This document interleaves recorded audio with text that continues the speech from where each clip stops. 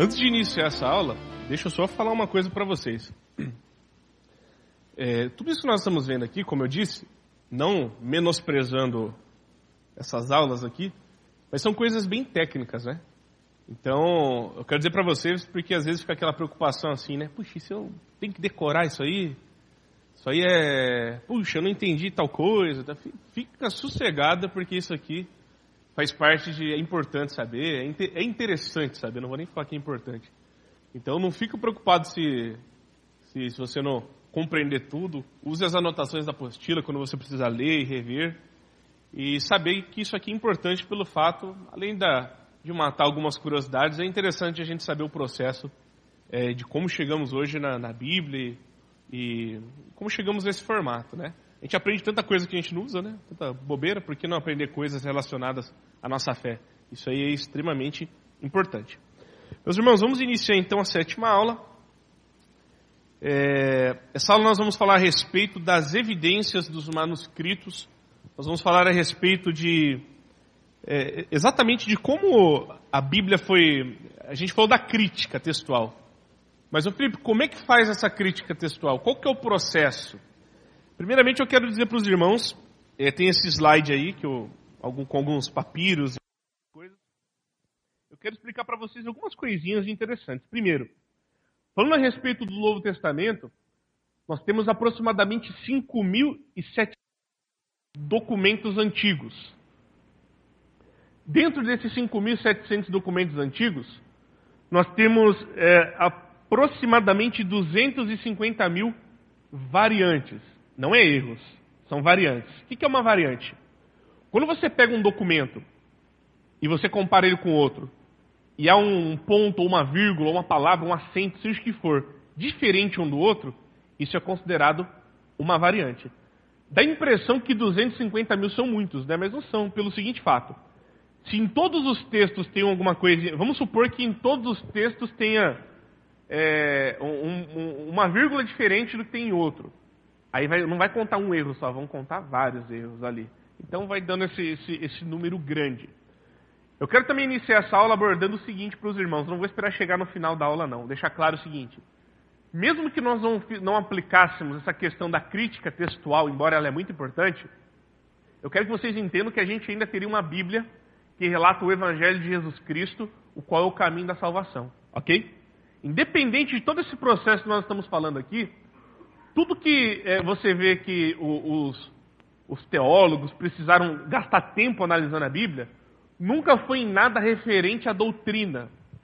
Nunca foi em nenhum aspecto doutrinário, nada referente a algo importante do cristianismo.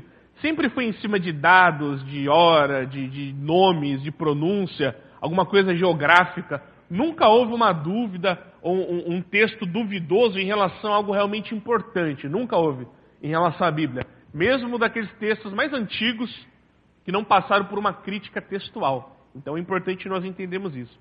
Eu quero que você veja nesse slide, mais ou menos um exemplo, como que é o papel da crítica. É mais ou menos isso aqui, ó.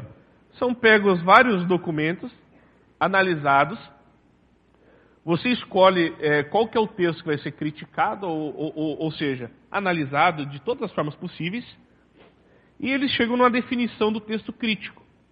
Vai ser feita uma análise muito grande em cima de tudo isso.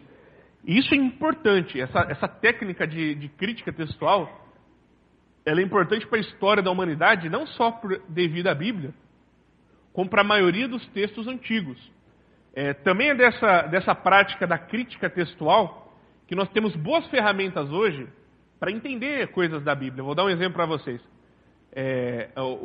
Faz parte da crítica textual e da hermenêutica uma coisa chamada, que nós chamamos de exegese do texto. O que é exegese do texto? É entender o que aquilo significava naquele contexto, naquela época. Um exemplo que eu dei até numa outra aula para vocês. Por exemplo, quando você vê lá nos evangelhos, Jesus falando que é mais fácil um rico, um camelo passar pelo buraco de uma agulha do que um rico entrar no reino dos céus. Quem lembra dessa passagem? Lembra dessa passagem? Agulha pra gente hoje em dia é um trequinho lá de costurar roupa, ok? Põe a linha e costura a roupa. Mas o que era isso pro judeu na época? E aí?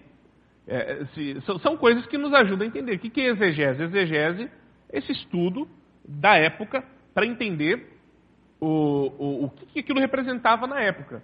Então dizem aí, né, que na verdade esse buraco da agulha era um buraco, como antigamente as cidades tinham aqueles portões, né, aqueles muros.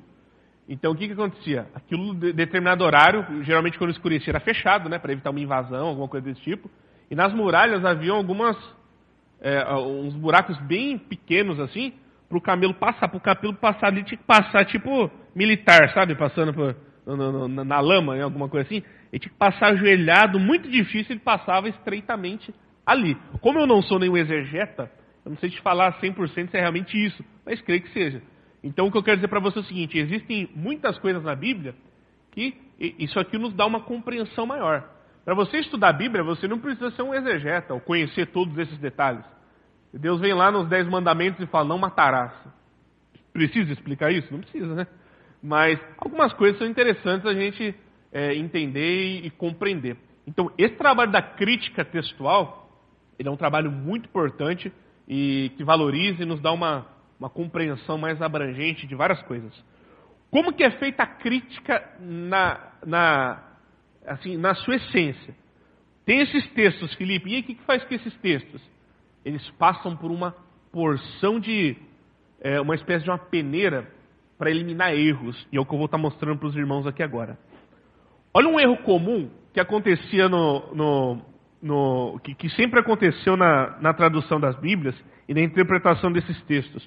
Só para os irmãos poderem ver, dá uma olhada nessas 3 frases aí, por gentileza. É basicamente uma divisão errada de palavras. Por exemplo, aí na primeira linha os irmãos podem ver que está tudo junto, né? Não dá para entender nada, parece, enfim. Aí quando a pessoa ia copiar, por exemplo, um texto desse, copiava errado, ou copiava desse jeito, ou pegava desse jeito e fazia diferente. Por exemplo, desse amontoado de palavras, você pode tirar a seguinte frase: encontrei-me com amado Castelo Branco. Você vai entender que alguém se encontrou com um homem que chama Castelo Branco. Ou você, dependendo da repartição de palavras, você vai entender isso aí, ó. Encontrei-me com a má do Castelo Branco. Uma bruxa má no castelo.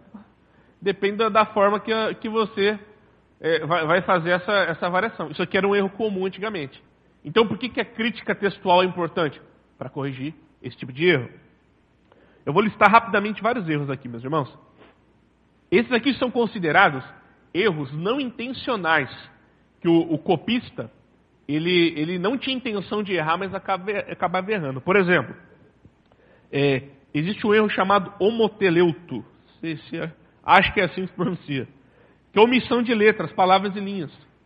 Às vezes a pessoa está ali naquele cansaço da cópia, ele estava copiando, o que acontecia? Ele podia pular uma palavra, pular uma linha, esquecer de alguma coisa. É um erro derivado do cansaço, aquele trabalho exaustivo de ficar copiando. Isso é uma coisa que podia acontecer. Também existia esse erro esse segundo erro, que ele tinha uma letra faltando. Isso é muito comum, até quando você vai escrever hoje. Você vai escrever no Facebook, em algum lugar, às vezes não escapa uma letra que falta, alguma coisa desse tipo.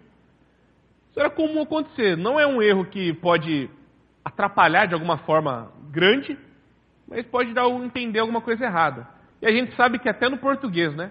Se faltar uma letra de alguma coisa, você pode mudar o sentido da palavra, ou de repente falar outra palavra, tirando uma letra, um S, alguma coisa desse tipo, ou errar achando que é um plural e não é, enfim.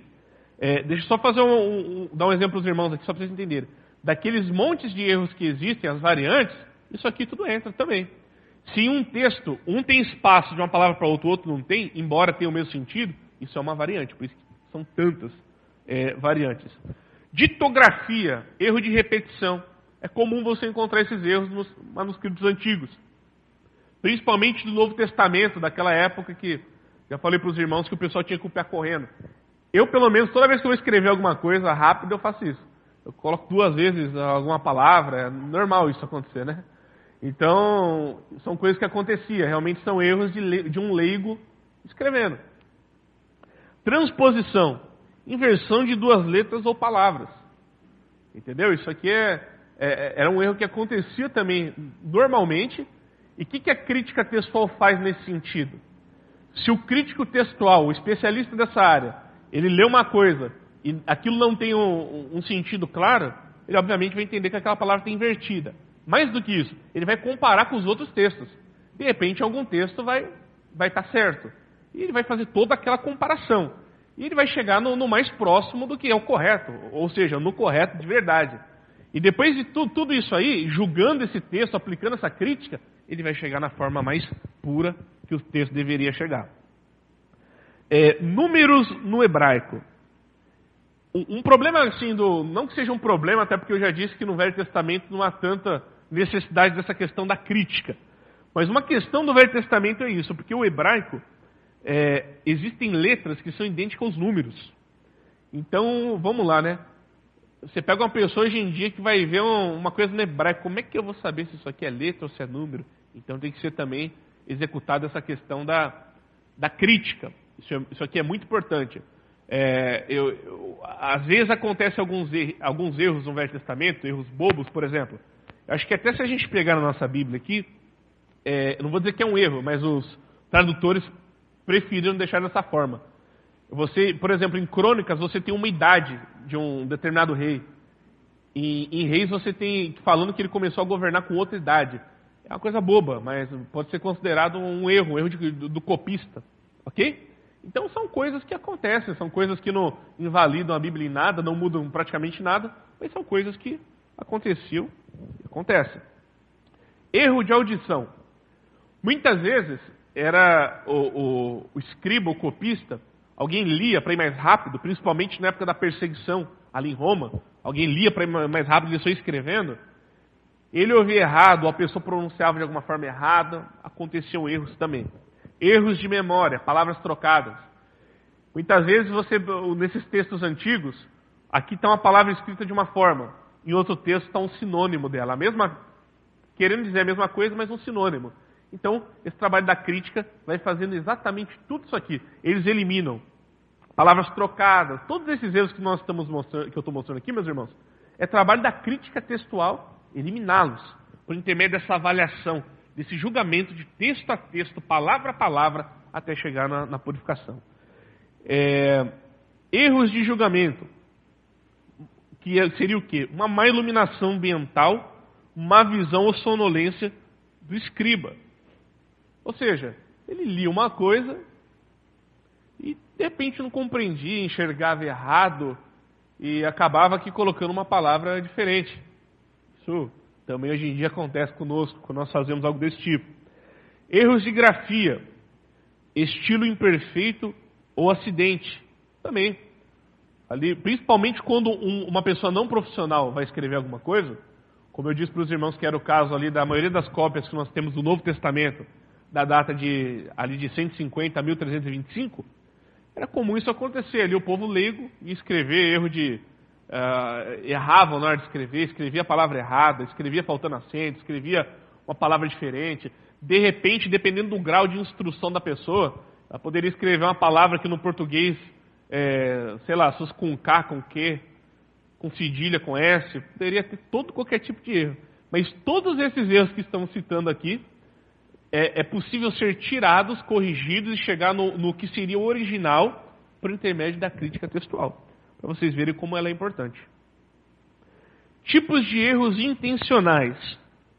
Esses erros intencionais, na maioria das vezes, ao longo da história da crítica textual, eles são erros, vamos dizer assim, bem intencionados. São erros bem intencionados. É um erro, é uma mudança, mas uma mudança positiva, bem intencionada, para tentar melhorar o texto. Embora todo tradutor não creia que o texto possa ser melhorado, ele tem que ser literal do jeitinho que ele é.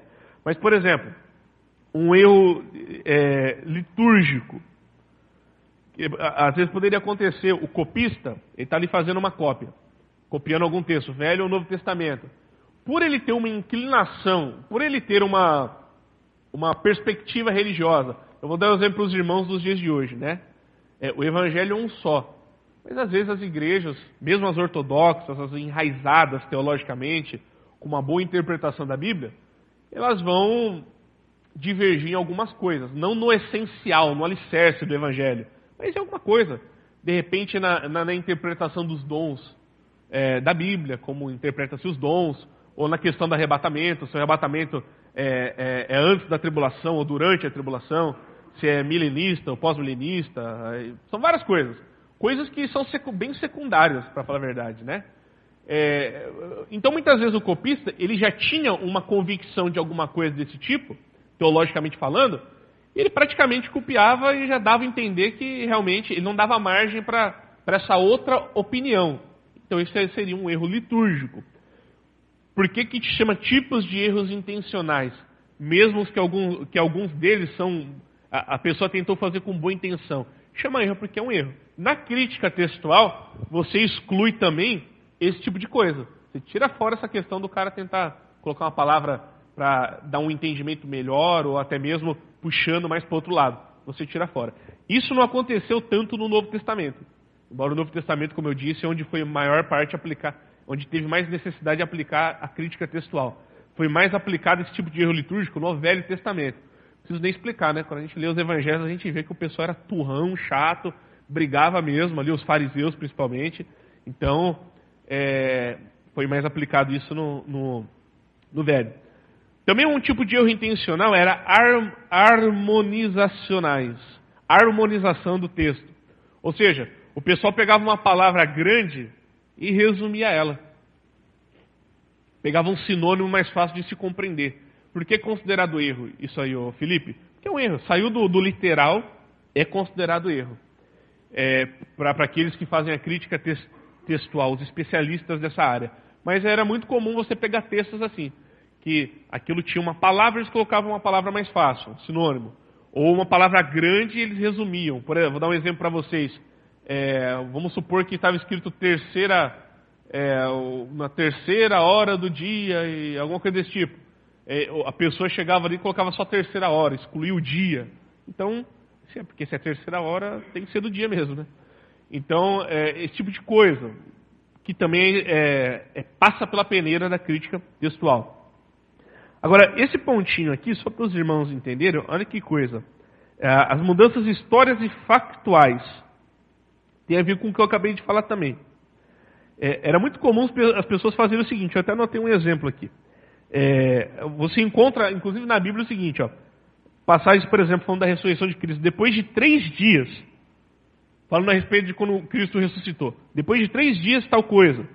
Alguns mudavam para o 3º dia. Que não é considerado um erro isso, nos dias de hoje. Mas não era literalmente como aquilo estava escrito. É considerado um erro intencional. Também existem os erros sincréticos, né? As sincréticas. O que seria essa questão das sincréticas? Uma mistura de 2 variantes. Ou seja, eles pegavam muitas vezes o pessoal, isso é mais nos primórdios da aplicação da crítica textual. Você pegava 2 variantes, que não se chegou na exatidão do texto criticado, e misturava elas. Por que isso é um erro? Porque eu posso afirmar aqui para os irmãos hoje o seguinte, o trabalho já de muito tempo atrás, mas principalmente atual, e quando eu falo atual não é de 2013 nem de 2000, quando eu falo atual é com mais de um século, da crítica textual, você não precisa usar 2 palavras mais ou menos iguais, ou misturá-las, não, dá para chegar com exatidão o que seria o original. Mas isso é considerado um erro. E por último, dentro desses erros intencionais, os erros doutrinários. Que é semelhante à questão do erro litúrgico. Como que aconteceu os erros doutrinários? O copista, e a gente acaba encontrando nesses manuscritos antigos, para ficar mais fácil de entender uma palavra, o copista já colocava nas palavras dele. Ele mudava. E por que isso não é aceito pela crítica textual, que quer chegar nos originais, que quer chegar no mais perto do original, com exatidão, de forma literal? Porque isso aí é o pastor que faça no culto, ok? Mas o texto tem que haver o maior temor possível em cima dele. É interessante a gente ver a mão de Deus, a providência de Deus nessa questão até acadêmica da crítica textual, porque até aqueles que não são cristãos, eles tratam essa questão de crítica textual, não só da Bíblia, como de qualquer livro, como se fosse algo santo, sabe? Como se fosse, e realmente é, né? Em relação à Bíblia, realmente é pior ainda. Mas eles tratam como se fosse algo realmente sagrado, você manter o texto de forma literal, sem acrescentar nada nele. E isso é realmente muito bacana, porque mostra a integridade dos profissionais dessa área, independente se eles são cristãos ou não. Isso é muito importante, isso nos ajuda a compreender a história desse tipo de coisa. Aí, dentro da crítica textual ainda, meus irmãos, segura aí que eu falei que o negócio é técnico, hein? É bem técnico mesmo. Tem mais ainda, peraí. O pessoal retira todos esses problemas. Deixa eu fazer uma pergunta para vocês. De tudo isso aqui que eu li, expliquei que são erros que aconteciam e pela prática da crítica textual eles são corrigidos. Fala a verdade para mim. Tem algum erro desses aqui que é um erro tão importante? Não tem. Não tem nenhum erro aí que você deformaria o Evangelho. Nenhum. E como eu disse antes, nenhum desses erros está em nenhuma passagem que é base para a doutrina importante do Evangelho.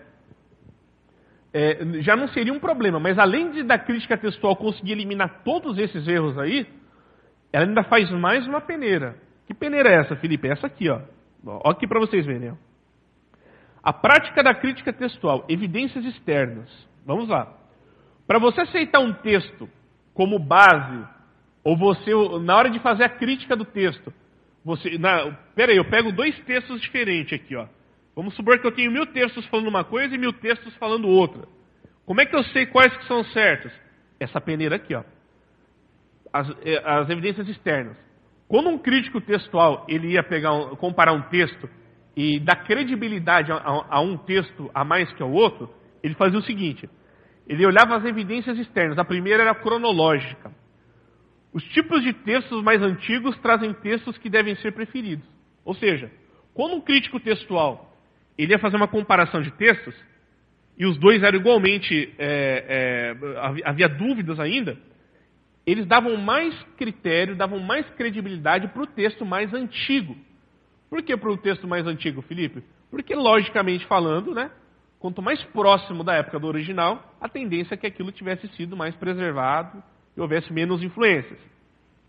Outra coisa que é muito interessante também, essa questão geográfica, a evidência geográfica contribuía muito para a escolha de um texto. A distribuição geográfica dos testemunhos independentes em acordo entre si, no apoio a uma variante, devem ser preferidos aos testemunhos da maior proximidade. Na hora de você olhar uma variante, uma diferença de um texto para o outro, eles davam preferência para escolher o texto que geograficamente falando, tinham mais distância um do outro. Eu vou dar um exemplo para vocês. Vamos supor que existem 3 textos diferentes, mas os 3 são aqui do Ocidente, só para vocês entenderem. Mas outros 3 textos que também estão sendo analisados, um é da Ásia, outro do Ocidente e outro da Europa. O pessoal ia dar preferência para dar mais credibilidade para os textos que eram semelhantes, mas de regiões diferentes. Por que isso também, Felipe? É só a gente parar para analisar e pensar também. Há mais possibilidade de pessoas em regiões diferentes que escreveram a mesma coisa estarem corretas do que pessoas na mesma região escreverem a mesma coisa. Pelo fato que aquilo poderia ser com um está errado e se proliferando esse erro na mesma região. Então, se eles fossem de lugares bem diferentes, de forma geográfica, isso tinha uma credibilidade grande. Porque não tinha Facebook, não tinha e-mail na época, não tinha carro, não tinha nada. Como é que esse texto vai chegar lá do outro lado? Seria muito mais difícil. Então, geralmente, geograficamente, os mais distantes também ganhavam mais credibilidade. Dá para entender isso, irmãos? É o trabalho da crítica textual. E não para por aí. Genealógicas. Olha como isso aqui é bacana. Das quatro, 3 famílias textuais mais importantes. A mais importante é de Alexandria, é a mais confiável. Lembra quando eu falei a respeito da perseguição que aconteceu lá em Roma? De 150 a 325 depois de Cristo? Que é aquele tempo onde houve as reproduções? Alexandria, os irmãos devem conhecer um pouco da história de Alexandria. Alexandria sempre foi considerado o berço intelectual da história. Inclusive, a maior biblioteca da antiguidade era em Alexandria. Então, em Alexandria, o pessoal era bem mais culto, era o centro cultural da época, o centro intelectual. Eles eram profissionais na questão das cópias, do armazenamento de literatura. Eles tinham a maior biblioteca do mundo antigo. Então, quando um texto ele vem ali, ele é de Alexandria ou daquela região, esse texto tem uma credibilidade maior. Essa é por que é uma evidência genealógica? É um critério que o pessoal usa para escolher um texto, dar mais credibilidade para ele. Porque tudo que vem ali de Alexandria tem uma credibilidade maior. Ok? É a mesma coisa de falar assim, né? Fulano foi formado lá em Harvard. E fulano foi formado... Não tô sendo preconceituoso, tá, irmão? Se você for, não fica bravo, não.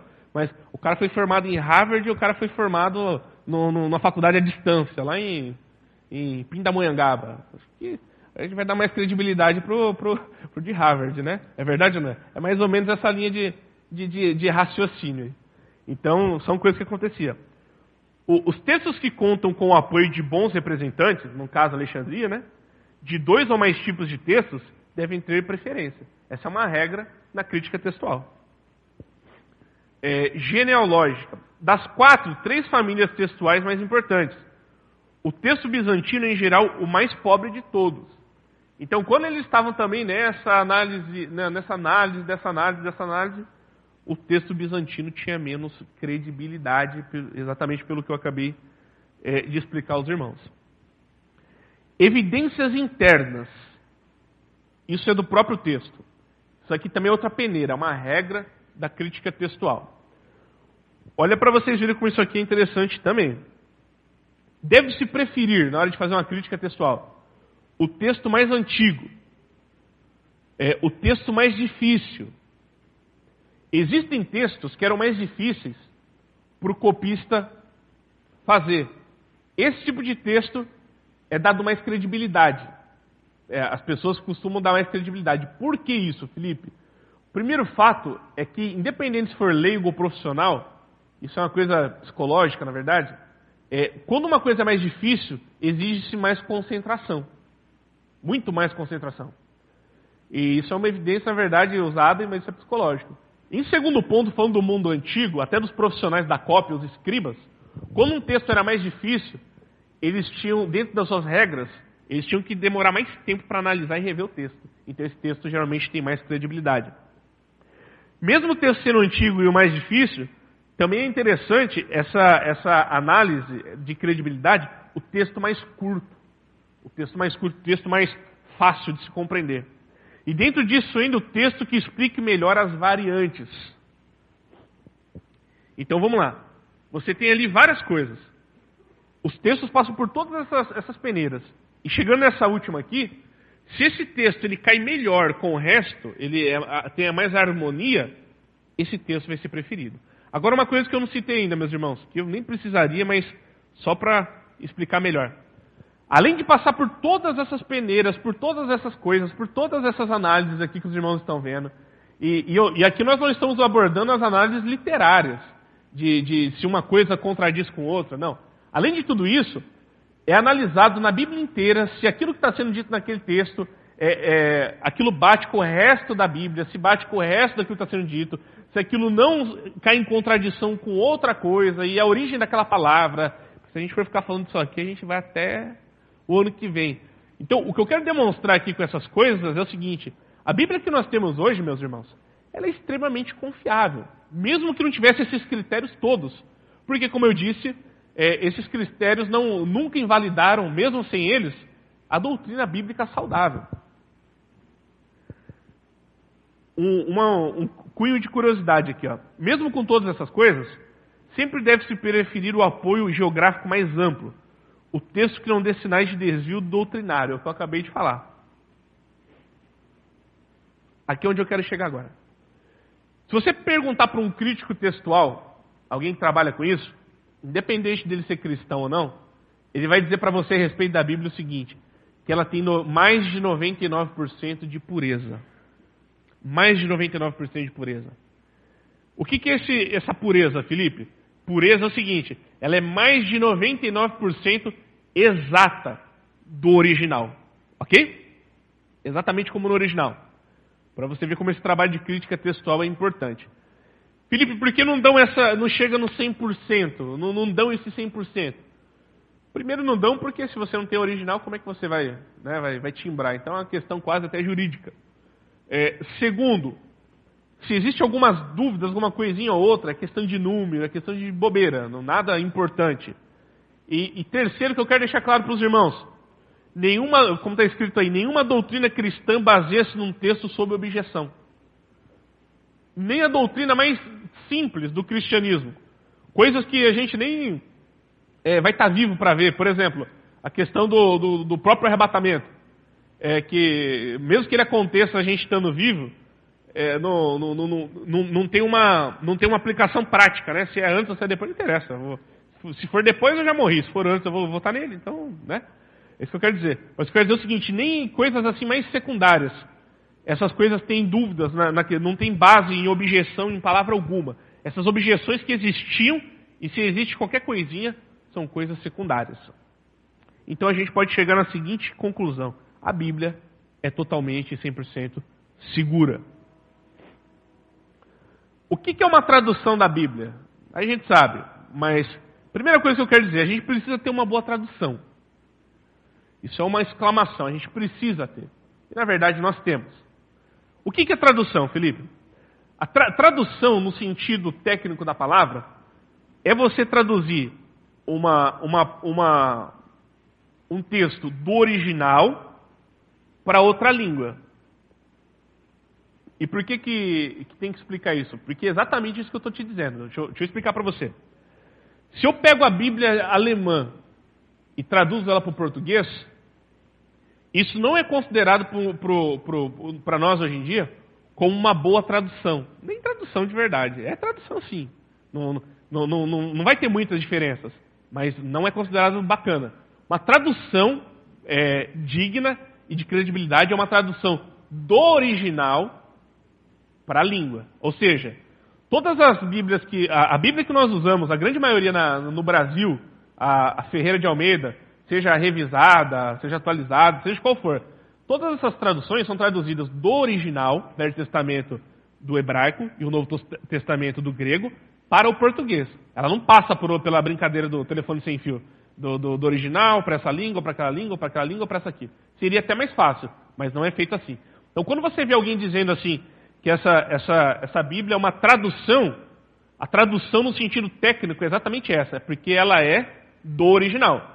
Se não for do original, um crítico textual não vai dizer tradução, ele vai usar outra palavra. Por isso que eu estou explicando para vocês. Sempre que você encontrar a palavra tradução, é porque é do original para outra língua. Ok? E fica essa perguntinha aqui, ó. Essa análise aqui, ó. Dentro das traduções, nós temos essas diferenças aqui, ó. Tradução literal. Passar de uma língua para outra. Palavra a palavra. Quando o pessoal vai fazer uma tradução da Bíblia, vamos supor do grego para o português, é uma tradução palavra a palavra. Existem Bíblias nos dias de hoje que são chamadas de parafrase ou tradução livre, que é a tradução da ideia de cada palavra e do texto original. Como assim, ô Felipe? Provavelmente a Bíblia que você tem na mão aí, se ela é Ferreira de Almeida, alguma coisa desse tipo, essa tradução ela é feita literal, é traduzida palavra por palavra para o português. Algumas Bíblias, ela tem partes traduzidas palavra por palavra e tem parte que é traduzida a ideia do texto, que é chamada de tradução livre ou parafrase. Um exemplo é a Bíblia na linguagem de hoje. Alguém possui aqui a Bíblia na linguagem de hoje? Em casa? Vocês, alguns irmãos têm. São boas as línguas, as parafrases, essas traduções livres. São interessantes para você ler. Mas elas não são usadas para base em doutrina alguma, porque elas não pegam a literalidade do texto. Os textos mais difíceis, inclusive, elas transmitem a ideia. Mas só que transmitir a ideia de um texto já é fazer uma interpretação dele, não é fazer uma tradução literal. Então eu não posso dizer que isso é 100% fiel ao original. Ok, irmãos? Importante a gente saber isso. A NVI, que é uma Bíblia muito usada hoje em dia, uma Bíblia que eu gosto bastante, ela não é uma parafrase, ela não é uma tradução livre. mas ela é o meio termo entre elas, porque ela tem uma linguagem mais, como o nome dela diz, né, nova versão internacional, uma linguagem um pouquinho mais nova, mas mantém a essência toda da outra. Embora, se você for fazer, na minha opinião, um estudo mais profundo, você vai analisar que toda a Bíblia, a própria NVI, que não é uma parafrase, nem uma tradução livre, mas ela é meio tempo, ela é híbrida, né? Você vai perceber que ela perde bastante da profundidade. Geralmente as traduções mais literais são as mais profundas em todos os sentidos. Por mais que em algumas traduções... A gente tem às vezes aquela mania de falar assim, né? Eu prefiro tal Bíblia, eu prefiro a linguagem de hoje. Não estou dizendo que você deve... Não estou criando aqui um bullying com a linguagem de hoje não, tá? Eu estou dizendo para você o seguinte, que é preferível você ler a Bíblia com o dicionário do lado, ler uma tradução mais antiga com o dicionário do lado para saber as palavras, dependendo da situação, se você quiser realmente investigar um versículo, compreender ele profundamente, do que ler por exemplo, uma parafrase, igual a linguagem de hoje. Mas aí fica a critério. Interessante mesmo é se você for estudar a Bíblia, você estudar com várias traduções. É assim que as pessoas fazem. Eu, pelo menos, quando eu vou pregar também eu faço assim. Eu pego várias traduções e leio para você ter uma compreensão melhor do texto. Felipe, me fala uma tradução fiel. João Ferreira de Almeida. É essa que nós temos no Brasil.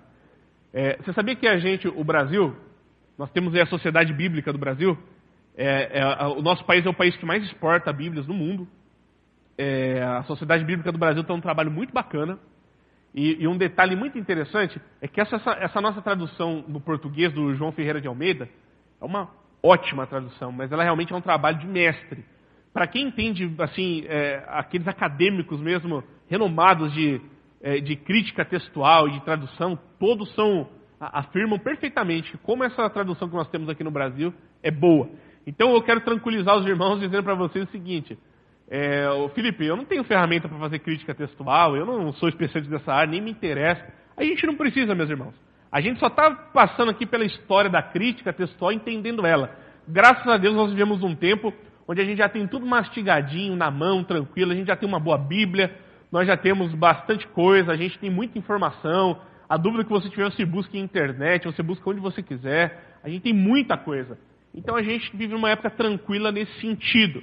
Se você tem tua Bíblia na mão aí, fique tranquilo, ela é perfeita para tudo, qualquer tipo de coisa que você precise. É ótima ela. Só é interessante frisar o seguinte, só não esqueça de valorizar as pessoas que fizeram isso, porque se nós temos essa facilidade hoje, é porque muita gente ralou, suou, queimou neurônio, mas trabalhou, gastou tempo, foi dirigido por Deus e foi muita coisa para chegar onde chegamos aqui hoje. A coisa que não é tão fácil. Eu gosto de frisar isso e falei sobre isso na outra aula, porque às vezes as pessoas criticam os trabalhos teológicos e esquecem de saber que tudo tem que ter uma origem. É ou não é verdade? É igual eu ir no mercado comprar carne na seção de congelados e depois criticar as pessoas que matam os animais no frigorífico, por exemplo. Pô, o que eu comprei na seção de congelado veio de onde? Alguém teve que matar, pegar, criar, matar para chegar lá. É verdade ou não é? Tem muita gente que critica aqueles que se aprofundam no entendimento da literatura bíblica, mas usa a Bíblia na mão. Mas de onde veio esse trem aqui? Alguém teve que gastar tempo ali. Então, o meu trabalho pode ser outro dentro do Evangelho, mas eu tenho que valorizar aqueles que gastaram bastante tempo para fazer isso aqui. Enfim, bom, nós vamos encerrar neste slide aqui. Só uma coisa interessante, meus irmãos. Felipe, qual Bíblia que a gente usa na Igreja Presbiteriana do Brasil? Você pode usar a Bíblia que você quiser. Mas a gente costuma usar a tradução, a Ferreira de Almeida, ou a revista atualizada, geralmente ela. E a gente usa, já não tem nada a ver com tradução, estou falando de Bíblia, a Bíblia de Estudo de Genebra, que é igual essa aqui que eu tenho. Está vendo aqui? Se você porventura for investir numa Bíblia, for comprar uma Bíblia, até agora que vai ter um encontro da Fé Reformada, nós teremos agora em breve, geralmente vem Bíblias para vender, eu não sei se vai vir a de Genebra, mas na nossa livraria ao lado aqui tem, né? Provavelmente tem, Marcelo? Tem, né? Tem para vender, você compra na internet, mais fácil é comprar, né? Se você for comprar alguma, te aconselho a comprar se você não tem Bíblia, ou se você quer dar uma investida na tua Bíblia, a tua está parecendo da Segunda Guerra Mundial, né? Se eu comprar essa aqui, eu tinha uma brava. Mas se você for comprar uma Bíblia, eu te aconselho a comprar de Genebra. Por quê? Ela já vai vir na tradução que nós usamos aqui na igreja. Ela tem aquelas notas de rodapé muito bacanas, que são notas assim, bem interessantes teologicamente da linha reformada. E a minha não tem, mas as mais novas possuem no final, além de estudos, vários estudos, também vão ter alguma confissão de fé, por exemplo, a Confissão de Fé de Westminster, que é o nosso documento confessional. É interessante você ter em mãos, vai ter algum catecismo. Então, tem várias coisas que te auxiliam e é bacana. E queria falar uma coisa para você, meus irmãos. Se você está com uma Bíblia aí que não está sem estímulo para ler, compra uma Bíblia nova. Vai lá, investe lá, fica preocupado em gastar um dinheiro com a Bíblia, não, porque a gente gasta com tanta besteira. É importante a gente ter uma ou mais Bíblias para a gente estar lendo, estudando e se atualizando nas coisas de Deus. Amém? Agora eu vou abrir para pergunta mesmo. Tem um microfone, espera só um instantinho, meus irmãos, para todos ouvirem e sair na gravação.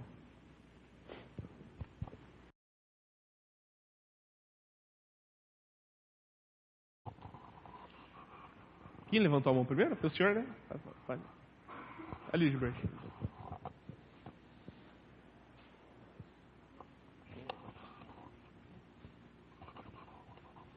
Ali, ó.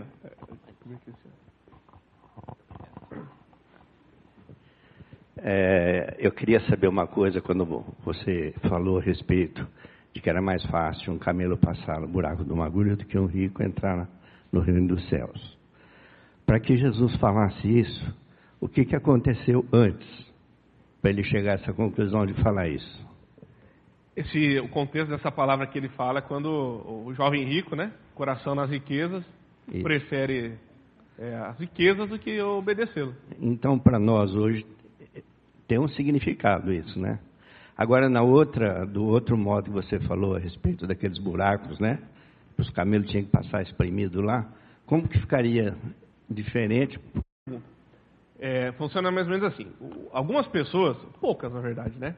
Pegam essa passagem que eu citei e vamos analisar de forma lógica. Tem como um camelo que mede, sei lá, 2 metros de alguma coisa passar por 0,5 milímetro de uma agulha?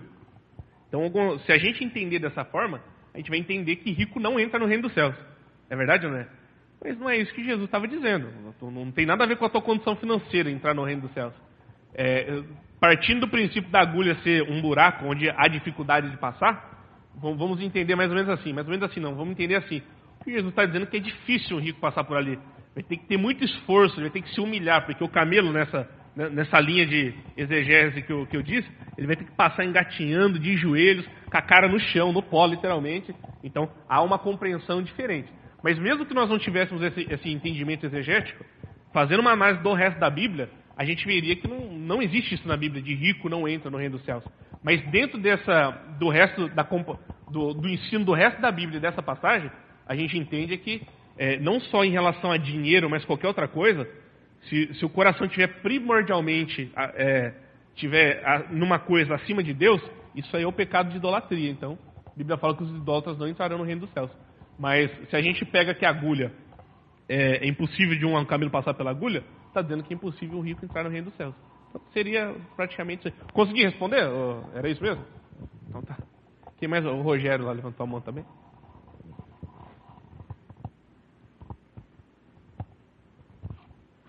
Ô Felipe,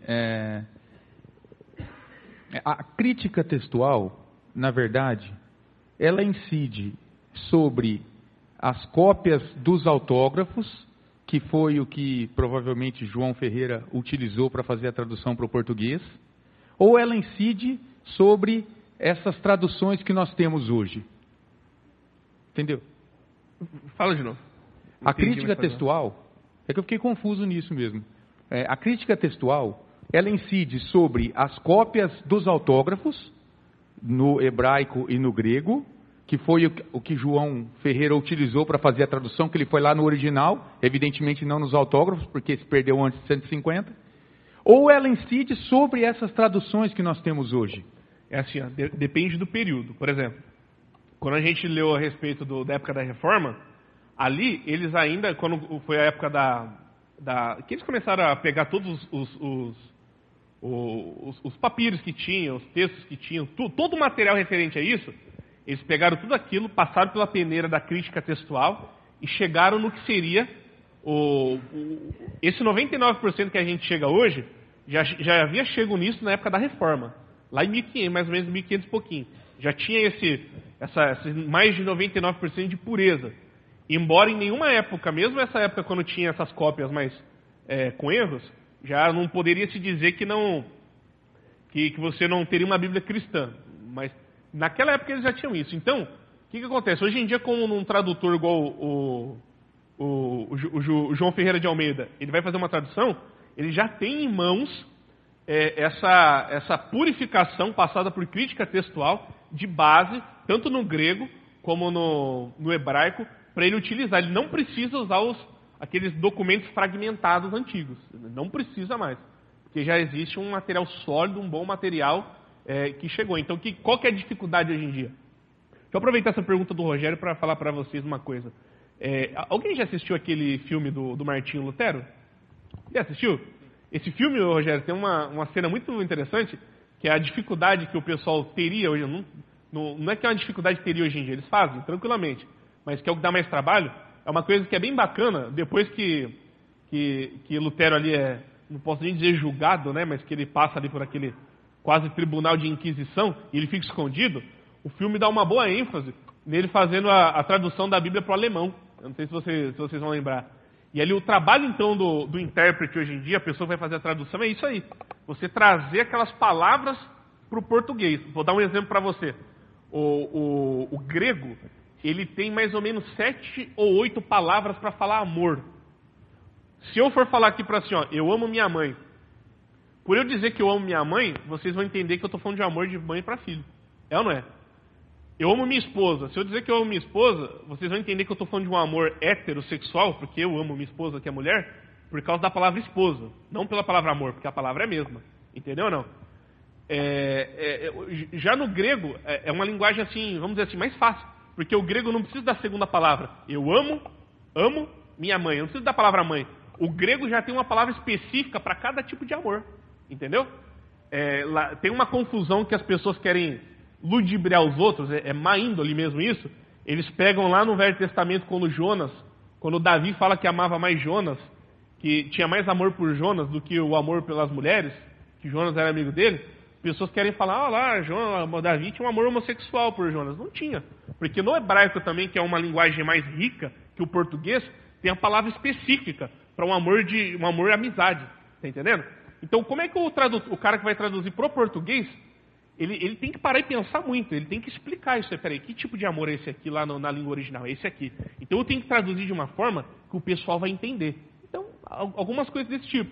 Então, o trabalho que o pessoal tem de traduzir do original é porque tanto o grego como o hebraico tem muitas palavras, é mais rico que o nosso português, e o nosso português já não é uma língua débil, vamos dizer assim, né? Tem línguas que são muito mais simplistas que o português. Então você tem que trazer. O português ainda tem uma infinidade de palavras. Dá para você usar outras palavras. Mas tem idiomas aí que não tem. Que fica bem mais complicado, Rogério. Tá. Então essa Bíblia que nós temos do João Ferreira, ela não sofre mais a crítica textual hoje. Quando nós temos, por exemplo, uma edição revisada, lançada, isso não é a crítica textual? Não. Isso aí é uma versão, como por exemplo a NVI. O que fizeram na NVI? Eu entendi sua pergunta. Nós não temos como seria a expressão? A gente não tem um aprimoramento dela. Não é isso, uma evolução dela. Se a palavra seria evolução, não é. É simplesmente diferente. Por exemplo, o que a NVI é? A NVI nada mais nada menos é uma Bíblia que é considerada tradução, mas só que tira-se as palavras mais antigas, aquelas palavras mais difíceis, aquelas palavras mais que não são mais do nosso vocabulário, tanto assim, sem perder a essência das palavras. Mas só que você não pode dizer que ela é uma Bíblia evoluída, ela evoluiu, não. Ela só é uma tradução diferente. Aí vem aquilo que eu expliquei, a tradução livre, né, que é igual à linguagem de hoje. Ela não é literal, palavra a palavra. Ela sim, também passa longe de ser uma evolução, não é uma evolução, mas é simplesmente uma tradução livre. Eles traduziram e algumas coisas eles passam a ideia do texto, e não o texto de forma literal. Aqueles tradutores que trabalham na Sociedade Bíblica do Brasil, não sei se é do seu conhecimento isso, mas eles não, para traduzir uma língua, a Bíblia, para uma outra língua que ainda não tem as escrituras, será que eles pegam essas cópias dos autógrafos também, ou eles vão numa tradução? Não, é assim, como eu falei, essas cópias dos autógrafos, elas eu não sei nem se existem todas ainda hoje em dia. Provavelmente exista. Só que não haveria uma necessidade deles fazerem isso, pelo seguinte, existe cópias dos autógrafos que está errada, algumas coisas, né? Tem alguns erros de um com o outro. Então, quando você chega nas traduções do original que nós temos hoje, a formatação original do Novo Testamento e do Velho Testamento, já foi passado por essa crítica textual várias vezes, passa ainda hoje em dia para ver se acham mais alguma coisa, já foi tirado os erros de um, erro de outro, já passou por toda essa purificação aqui. Então, se você, por exemplo, for numa livraria comprar o original do grego e do hebraico, você vai ter, já na pureza, eu posso falar para você assim, você já vai ter o original em mãos, embora não é o original exato da época, né? Vai ter o original em mãos. Então, quem vai fazer uma tradução de uma língua que não tem da Bíblia ainda, ele vai utilizar o original grego e o original não, desculpe, a tradução que já feita, a base do grego e a do hebraico. Eles vão utilizar isso, porque já está feito. É reinventar a roda. Eles pegarem tudo de novo e passar pela crítica textual novamente. Já tem, entendeu? Então eles não vão fazer. Mas a dificuldade hoje dessas pessoas que fazem tradução, quando eu falo dificuldade, né, não é que hoje em dia é tudo mais fácil, mas é realmente essa questão de passar de uma forma diferente. Só uma coisa interessante dentro dessa pergunta do Rogério, para não ficar dúvida na cabeça de ninguém. Quando eu falo que na igreja a gente usa uma determinada tradução na igreja presbiteriana, Felipe, essa é a tradução mais certa? É que mais preferimos. De repente você tem uma outra tradução aí, que é traduzida palavra a palavra também. Só que vai variar uma coisinha ou outra, um sinônimo ou outro. Tudo tranquilo. Ok? Não pode ficar sossegado. Só ficar com o pé atrás quando você for pegar uma tradução da Bíblia, não. E como eu disse, essas diferencinhas que pode ter de uma tradução para outra, jamais vai ter alguma diferença que altere doutrinariamente. São coisas, são palavras, são coisas muito tranquilas. Entendeu, Jair? Sim. Algum irmão mais quer fazer alguma pergunta? Não é propriamente uma pergunta, mas apenas assim, a título de observação, para o irmão aqui que estava falando sobre as traduções. No meu celular eu tenho a versão ARC, do João Ferreira, só para se deter nesse autor, e tenho impressa também dele, uma ARA, outra ARC. Então a diferença só em Gênesis, para a gente observar, é mínima, né? Por exemplo, o versículo 2 diz, na impressa, a terra, porém, estava sem forma e vazia. Na anterior, na ARC, o porém não existe. No 3, da impressa, ARA, diz, disse Deus, haja luz e houve luz. Na ARC diz, e disse Deus, haja luz e houve luz. Então são mínimas as diferenças na atualizada para a ARC. A preferência, como disse o pastor ali, é só preferência, porque o contexto é o mesmo. Né? É a mesma coisa, interessante. Obrigado pela colocação, deu para melhorar a questão da aula, mas é exatamente isso aí mesmo. É uma diferencinha ou outra, normal, literal. Mas uma coisa interessante para os irmãos entenderem, né? Na formação desses originais aí, que igual o Rogério perguntou, desse texto base dos originais, da tradução, das línguas originais, que o pessoal usa para fazer qualquer tradução para outra língua hoje, isso era considerado um erro. Então, é literal do literal mesmo. Mas hoje em dia, a gente entende que se você for fazer uma tradução e mudar uma palavra como essa, não vai mudar nem o sentido da palavra, do texto em sentido nenhum. Mas para você ver como o que nós temos hoje em dia das línguas originais, ele é literal do literal e só não é antigo, mas ele tem a mesma veracidade que teria o texto original mesmo. Alguém tem mais alguma pergunta, meus irmãos? Não? Eu vou até chamar o João. Vocês me perdoam aqui hoje, viu? Parece que eu estou falando pelo nariz aqui, né? Eu estou com a garganta doendo, estou com o nariz entupido, gripado aqui. Parece que nem eu estou me ouvindo direito aqui. Alguém quer falar mais alguma coisa? Não? Enquanto o João vem, deixa eu fazer uma pergunta para vocês, que isso é curiosidade minha e eu quero perguntar mesmo. Eu queria ouvir um breve testemunho, rápido assim, se alguém tiver. Você que participou desse curso, o que assim, até em termos de se você for evangelizar, ou se você, falando do assunto hoje em dia, o que mudou para você? Alguém pode falar assim, Felipe, isso aqui me fortaleceu em tal ponto, de entender a veracidade da Bíblia, ou o melhor argumento para isso aqui? Alguém quer falar alguma coisa nesse sentido? Vamos ter um breve testemunho, bem brevezinho. Alguém quer falar algo? E alguma coisa que abriu mais assim a mente, que ajudou, contribuiu para alguma coisa, Rogério? Pode,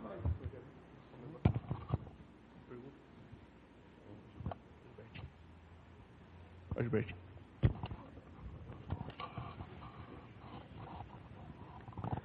Só não vai falar que complicou mais, não.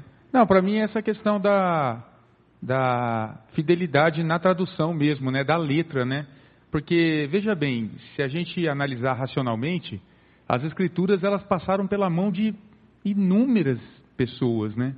Pessoas com seus defeitos também, pessoas com suas particularidades, e isso muitas vezes pode levar-nos à incredulidade.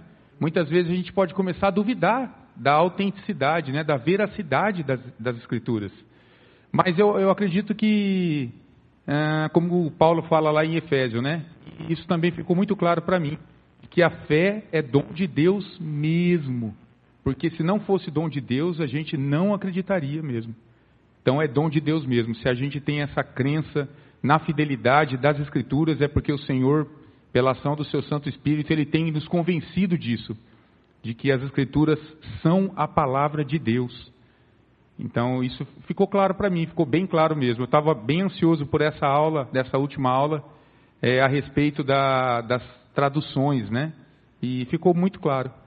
Com certeza a providência de Deus, ela guiou toda a história, todos esses homens aí pelas quais passaram as Escrituras, tirando aquilo que não estava segundo a vontade do Senhor e mantendo aquilo que estava segundo a sua vontade. Ok. Então, alguém quer falar mais alguma coisa? Tranquilo? É isso aí, inclusive a intenção do curso era isso aí mesmo, meus irmãos. A gente ter essa compreensão, como o Rogério mesmo disse, né? Você crer no que contém na Bíblia é uma questão pela fé, o Espírito coloca em nós. Mas ajuda muito a gente, às vezes a pessoa tem uma dúvida, entender todas as evidências externas que a Bíblia é inspirada, como falamos nas primeiras aulas, como Deus dirigiu a história até que chegássemos a esse ponto. Essa ciência, vou colocar como ciência porque é mesmo, da crítica textual, que é algo realmente incrível. Vocês puderam ver aqui o tanto de peneira que passa, como é criterioso isso aqui é muito importante. E eu só queria encerrar, antes de passar para o João aqui, dizendo para vocês o seguinte, peguem esse curso, não só a cunho de curiosidade e tudo, mas peguem para evangelizar também, porque quando a gente fala do evangelho, muitas vezes algumas pessoas vão falar exatamente isso, né? Mas para eu crer nisso eu tenho que crer na Bíblia, e muitos de vocês já confirmaram que já ouviram esse tipo de coisa. Mas eu não acredito que tanto tempo que está aí a Bíblia, que ela não foi alterada. Então, evangelizar é falar do Evangelho, mas ajuda no processo da evangelização essas informações aqui serem apresentadas, aquelas coisas bacanas, muito legais que da Bíblia está falando de coisas que nem existiam ainda, como as profecias, como aquelas descobertas científicas atuais que a Bíblia já falava, e essa questão das traduções. Isso aqui é muito bacana.